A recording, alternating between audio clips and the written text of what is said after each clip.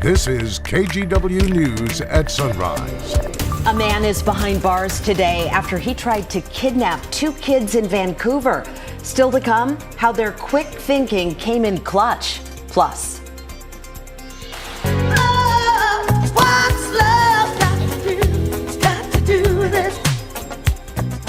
Okay, who can forget that song that launched one of the greatest comebacks in music history?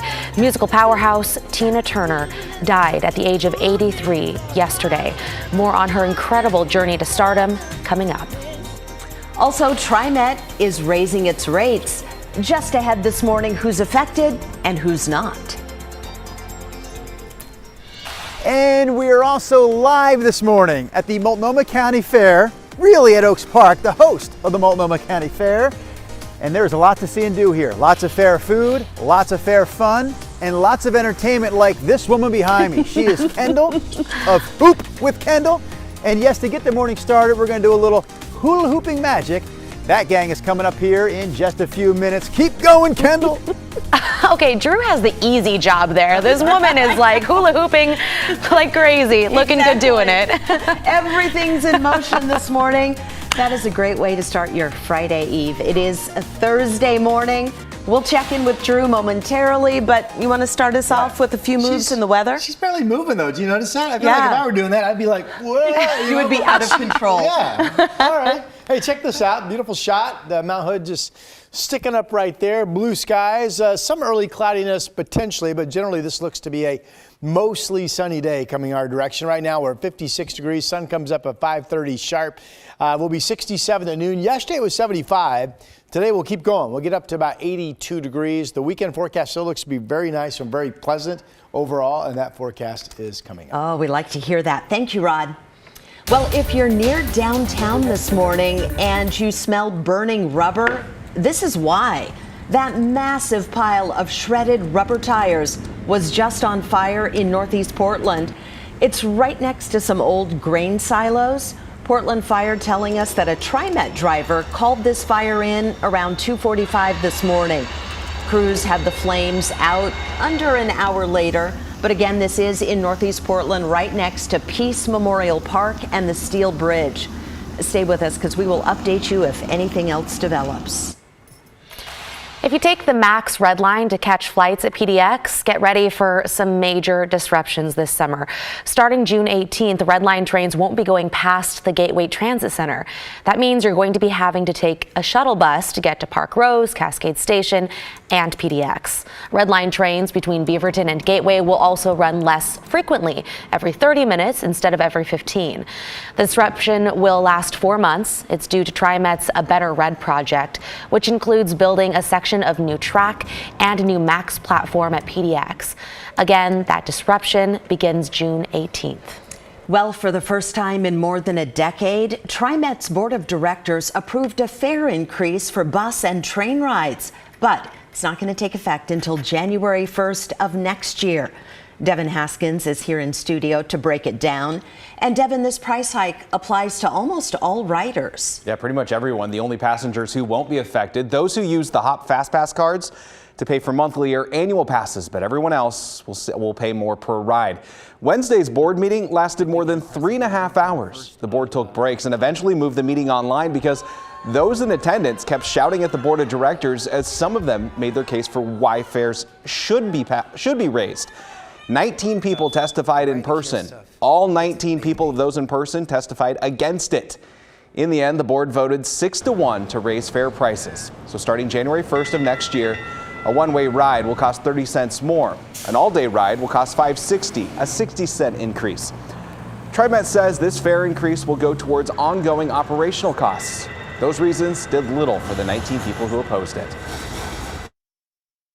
My partner, who uses transit daily for work, noted how illogical it is to keep passes at the same rate while charging more for those who barely scrape by and can't afford an annual or monthly pass up front. As someone who depends on public transit to commute and perform daily activities, I'm disheartened that members of this board who are not themselves transit dependent are considering a fare increase which has a disproportionate impact on low-income communities, communities of color, and the environment. Portland Mayor Ted Wheeler also opposed the fare increase and sent the board a letter asking them to vote no. This is the first rate hike since 2012. Christine. Thank you, Devin. Now to an attempted kidnapping in Vancouver. The man accused is in jail, and the two 11-year-olds who escaped are sharing their story. Catherine Cook talked to the kids and their parents. We're selling lemonade.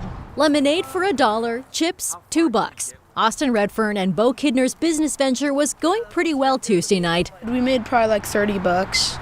Until they say a strange man walked over to the 11-year-olds. This guy was really creepy, and we think that he could have been like drunk. They'd set up outside their East Vancouver apartment complex on Northeast 109th Avenue. He said, "Do you guys want to make $1,000 a week?" And we said, "No, thank you." And then he tried to take Austin to the end of the road to the stoplights. Some guy grabbed me, and he tried to take me, but I kicked his shin, and I ran. It's what saved him, really, is his skills, knowing how to get away, knowing how to fight. That's Austin's mom, Tara. She says the boys ran home terrified. We called my mom, and then my mom called the cops, and my dad drove up to the guy. Austin joined his dad as they drove through the neighborhood. This is dash cam video from his truck. This guy? Yeah, that guy. He found the suspect in a nearby parking lot and confronted him. Pretty much told him, "You touch any kid around here again and I'm going to end you." And the guy was just like, "What can I do to make it right?" And it's like, you can't make it right. You grabbed a kid, man. Minutes later, Vancouver police arrested 35-year-old Benjamin Kelly. He was booked into the Clark County Jail on attempted kidnapping in the second degree. Don't grab kids or you're going to go to jail. It's a big relief, but I also have that fear, too, that it could happen again. You know, can I let them go out? You know, can I trust that they'll be safe even on our playground over here? You know, I don't know. Catherine Cook, KGW News. Guam is surveying the damage left by Super Typhoon Mawar. It ripped across the island overnight at 150 miles an hour. It was the equivalent of a Category 4 hurricane. This video shows the storm's raw power, with it tossing around that truck just like a toy. It also took a chunk out of the side of this resort. Much of the U.S. territory is without power this morning. Volunteers with the Red Cross are on the way, including one woman who's flying out of PDX this morning. Wow, look at those images. And I know, Rod, you had said you had talked to somebody who was actually leaving to Japan nearby yesterday. So they were concerned, but I'll show the track in a moment. It looks like that track right now is well south of Japan. Here's a look at the current infrared satellite picture. And boy, the super typhoon certainly shows up, doesn't it? Look at the eye right there. Well, that's just textbook, perfect imagery. This southern island right there, that is Guam. And again, the eye wall moved just along the northern fringe of that island. There's a closer look. Just really, really impressive. Winds back up to 165 miles per hour after being down to about 140 when the storm was kind of scraping the northern part of Guam, as I mentioned. This is the latest track. This will be Tuesday of next week. There's Taipei. Tokyo in Japan's way up here. So that's current track. I mean, things could change, but right now it's far south of Japan. Here's Manila and the Philippines down here. So again, lots of eyes on where that track will eventually end up. Here at home, we're just nice and quiet. We basically no rain across Oregon and Washington, just a few little exceptions here and there. Yesterday, the stormy weather was primarily to our east over in Idaho, Wyoming, and Montana, and that's where most of it will be again on this Thursday. We expect a mostly sunny day. We have blue skies up top. Sun up is 5:30 sharp this morning.